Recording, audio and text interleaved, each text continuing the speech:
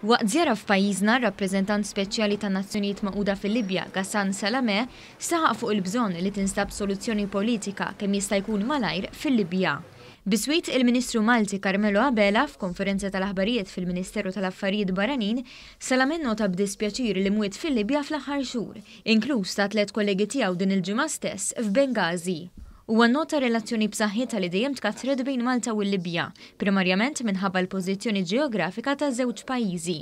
Irrikonoxxa l-irwol importanti ta' Malta fil-fora Ewropea u apprezza kull għajnuna li pajjiżna lestjati.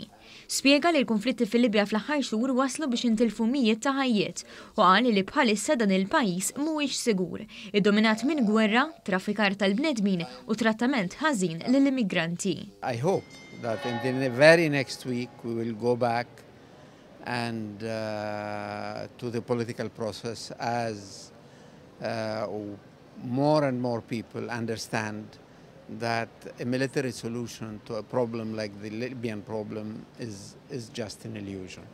Il-Ministru Carmelo Abela qal li Malta lesta tagħti l-appoġġ kollu tagħha lill-ġnus Magħquda u lill-Libja, mod partikolari billi flaqat ma' Ministri Ewropej oħra iżomm il-kriżi fil-Libja fuq l-aġenda, bilan li kulħadd jagħti semu ħalli ma tingħatax il-ġenb. Aħna nagħtu s-sapport tagħna kif huwa mitlub minna anke min-naħa tal-ġnus Magħquda u nofru wkoll is-servizzi tagħna anke bħala pajjiż biex jekk ikun hemm il-bżonn u jekk ikun hemm ukoll it-talba aħna nkunu nistgħu anke nospitaw laqgħa ġewwa pajjiżna. Għalkemm hija kriżi umanitarja fost l-aktar imdemmija, Salameh qal li huwa fiduċjuż li l-partijiet kollha fil-Libja jirrealizzaw li l-ġlied u l-armi mhumiex soluzzjoni u jerġgħu lura n-negozjati bilan li tinstab soluzzjoni politika.